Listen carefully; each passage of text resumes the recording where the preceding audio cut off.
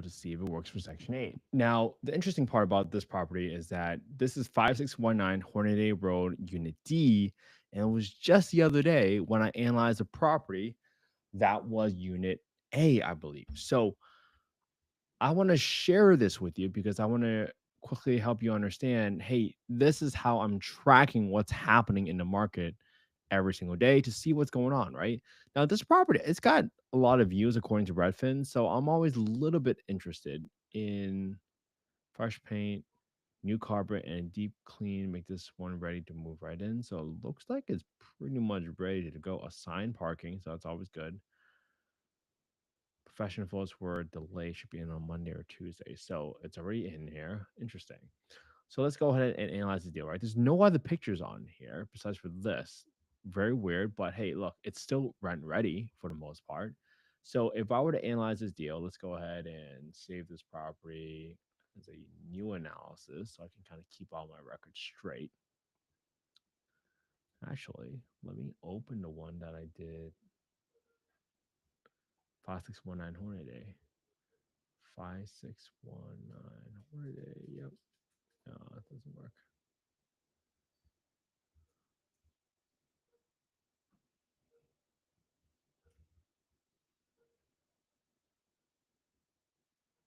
All right.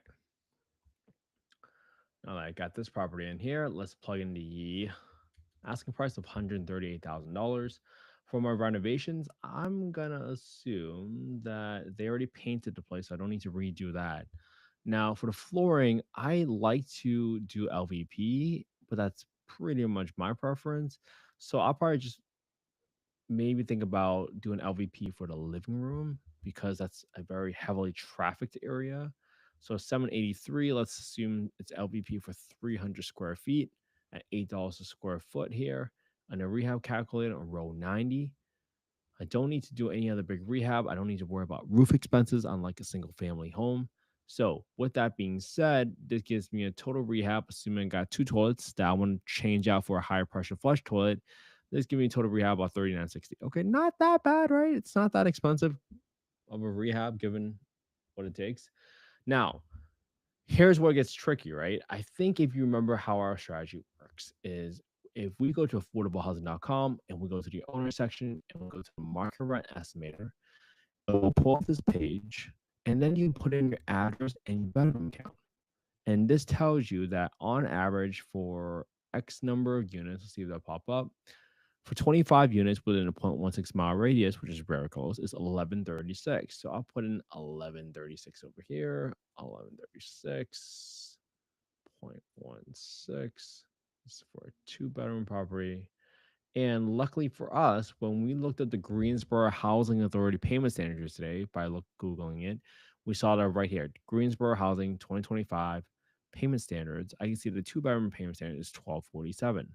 Now, this is corroborated with a friend that I have in this area that's renting out their property for 1250. Literally just got approved.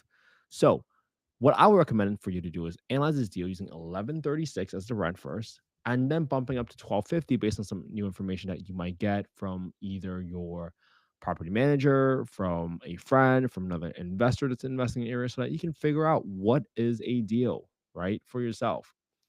So at 1136, let me get my other expenses. So my taxes and my insurance are going to be right here at the bottom. Let's see if that pops up. Tax insurance is 105 for my taxes, and my insurance is 54 bucks, 54 bucks. So I'll do equals 54 times 1.2. And I'm multiplying it by 1.2 because I'm assuming that the $54 is for a primary residence property. So if you bump it up by 20%, it gives you that premium, right? Because most insurance companies view investment assets as a riskier asset. So that's why I'm adding a 20% premium on to this property. Okay. So now that I got all these details in there, I'm going to set aside 5% of my maintenance every single month for my maintenance, my watersheds, etc. Now, the interesting part about this is normally I put 10%, but I'm lowering to 5% because I am paying an HOA fee that will likely cover some of my bigger expenses, such as a roof. So that's why I'm comfortable using a lower maintenance percentage. But you should never, ever have this number as zero, right? Because eventually something breaks. Doesn't matter what it is. You know that the water heater, you know that something's gonna get clogged at some point eventually, and you're gonna have to send someone there. So please don't ever put this at zero, because if when you do that, you are underestimating your expenses and you are grossly overestimating your profitability. Yo, DJ, thank you for joining in live, man. I appreciate it, man. All right. So now that we got insurance numbers in here, there's also the HOA number. All right. So HOA, oh, I'm pretty sure I analyzed this the other day. Let's see what I got for that property. They left it blank. So Hornady, Unit A, let's see what I have in there because I got it from the other realtor. The HOA at this part is 155. So let me put that in. So this is a very good example of if you were missing, right? Look at this realtor. This realtor did not put in the HOA fee for the property. That would allow you to grossly underestimate your expenses again. When in fact you knew that there was an HOA. You had to know. Because it literally says unit D. It literally says condo. So if it's zero, you know that something's wrong. So please make sure you reach out and underwrite it correctly. All right. So now that you got all your numbers in here, okay. In F19, I'm putting in 25% down payment. So for my down payment here, I'm using B4, my asking price, times my down payment percentage of 25%. That gets me to a total of $34,500 that I'm using as a down payment for this property, right? That's cash out of pocket. Assuming you're using a 25% DSCR, debt service coverage ratio loan that depends on the asset and not on your own income, not on your pay stubs, not on your W-2, not on your tax returns, et cetera, et cetera. I had 2.5% for closing costs in row 22. I got my $4,000 rehab right here. So my finance amount in K6 is going to equals to my B4, which is my asking price, minus my down payment percentage of 34,500, right? A 7.5% interest rate. This gives me a total. If I assume I rent this property out for 1136, which is what I saw on affordablehousing.com, I would be negative, just rounding here, $117 a month. That's a negative 3.4% return, assuming I bought this property for $138,000 with a rehab of 3960, which is to 4 grand for easy numbers, with a 7.5% interest rate. All right. Now, with the better information that we have, and again, there's a couple ways you can do this. You can ask a property manager nearby to see if they're renting out or managing any properties for Section 8 and see what rents they're getting for the 2 bedroom level based on the caliber of your property. So you do 1250 right here based on the information that you have.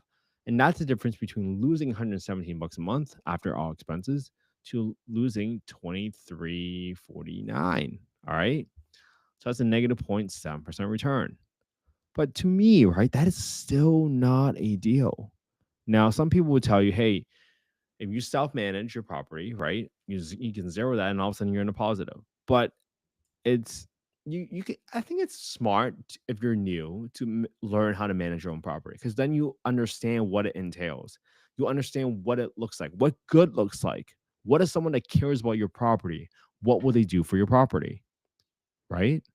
So now you have some expectations. But if you also don't underwrite your property with property management expenses in there, then you essentially bought yourself a job, right? Most people get into real estate because they want financial freedom, freedom of time, freedom of choice, blah, blah, blah, blah, blah. And if you don't have the margin to hire a property manager, then you are the property manager. So that's why I always recommend putting something in there, right? Again, totally up to you. But let's say my target cash on cash return for money out of pocket is 8%. What do I need to lower my asking price in B4 by to make this number in E9 8%? So let's lower it. Let's go to 108, boom, 100, boom, 95, boom. So I need to get to a $95,000 purchase price. Assuming everything else stays the same from the last scenario, right? I'm still renting off with 1250. This way I can cash with $202 a month. That's an 8.1% return with a $4,000 rehab, 25% down, 7.5% interest rate. All right. So now you know, again, this is not investment advice. I'm not soliciting any investments on this call. I'm just simply showing you how to adjust the levers up and down to figure out what is the deal for you. Here's another thing you got to think about. You got to think about what your strategy is, right? Are you after cash flow or are you after appreciation? Usually something has to give, right? I mean, I have friends in Southern California where they just buy $1 million properties because they average 5% return in terms of appreciation every single year. And they don't care about any sort of cash flow after expenses. They're like, who cares about a couple $100 a month, right? $1 million property that goes up 5% every single year, that's $50,000. It's a whole different strategy. But again, to each their own. It's risky because you're betting on appreciation. It's speculative. So again, not investment advice. Now, let me do two more scenarios with you. Let's say the interest rates drop down from 7.5 to 6.5%. Now that could happen overnight right now. Because guess what? Your 30-year mortgage interest rates are affected by two factors. The first one is the interest rate on a 10-year treasury yield. And the second factor is the spread between the 10-year yield and the 30-year mortgage interest rates.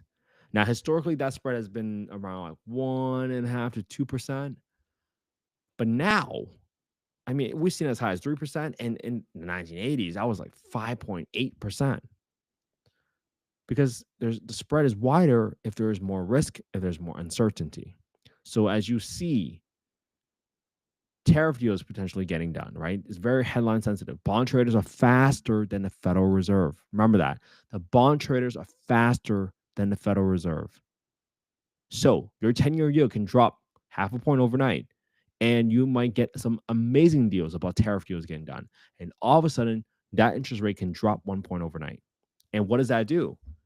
That increases your cash and cash return in E9 to 9.97%, assuming everything from the prior scenario holds true. So this means if your target return is still 8%, your buying power just went up.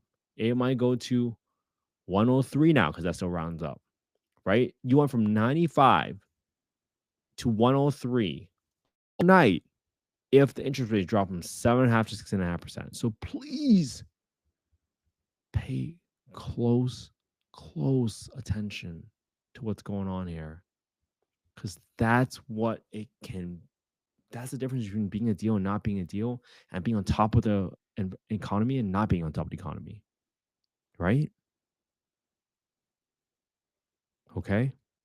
All right, I'll do one more scenario just so you guys can see how you got to think about it, because a lot of people do not understand how to analyze deals, and I think it's a really scary thing if you want to buy something you don't know when that's going to lose money. It's gambling. So let's say you lock this property up, you get it under contract, but you have an inspection contingency. But all of a sudden you realize that they did a shoddy job on the rehab, right? The carpet was to cover up some uneven flooring that has to get done, and the water heater is basically end of life. So you gotta replace that. So now all of a sudden your rehab tripled to almost 12 grand. Okay. Again, almost everything is still the same. Still renting out as a 2 bedroom for 1250 because you have a friend that told you the numbers. 25% down, 6.5% interest rate right now. Well, your cash on cash return just lowered to E9. So you go down to 95 grand, that's the only way you can get back up to 7.9%. So even though your rehab tripled, even though you locked it up at $103,000, you can now go to the seller and just say, hey, I can't do this deal anymore unless you give me a credit for $8,000 because my numbers don't work anymore. And that's how you eliminate emotions from the deal. That's how you take emotions out of the deal. As long as you understand why it's still a deal for you, and only for you. All right. I hope this is helpful, everybody, because my hope is this. I hope you analyze the same deal and analyze today, right? Using the same spreadsheet. Just go to affordablehousing.io, go to the Get Deal Analysis tool to join the email list and get the free deal analysis tool. That's it. Because my hope is that you copy my homework. You can analyze the same deal I'm analyzing today. Because guess what? Someone at some point is going to ask you, hey, why do you think this is a deal? And you can tell them that you know that it's a deal because you've been analyzing deals for the past 110 days. Might that give you some confidence that you know what you're doing? I certainly hope so. Because I'll be honest, when I first started this, I was so scared. I was so scared of making a wrong decision, losing money. But you do what you can, control what you can. And that means the analysis part, which is exactly what we showed you just now. And put it on your own YouTube channel because you need that unquestionable amount of truth that you know what you're doing, not just to your partners, not just to your friends, but to yourself. You can go back and scroll through your own YouTube channel and say, "Hey, I know what I'm doing. I've been looking at deals. It's right there on my YouTube channel." And I know that first step is so hard. That's why I do this. Sometimes it's easier to copy someone's homework first. So that's why I analyze these deals. That's why I have you copy my homework because truly, your kids, your family, they're going to admire you for what you do by staying consistent, by analyzing the deals. I'm so grateful for all of you supporting the Affordable Housing Podcast. Without people like you, I would have never had the home I grew up in. So I appreciate you all so much. Thank you so much for tuning in lives. Thank you so much for all the positive comments. It means more to me than you might ever know. When you're making content, you're alone in your room. You don't know if anybody out there is listening. You don't know if anybody out there thinks it's valuable. So that's why we have this community of affordable housing folks. Because guess what? It doesn't need to be so lonely when you're just out there trying to help people. I created the Affordable Housing Podcast when I had no affordable housing rentals. I mean, talk about feeling like an imposter.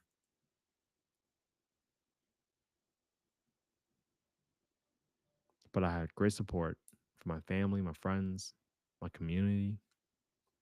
So I'm here for all of you. And I'm here to share everything that I learn every single day.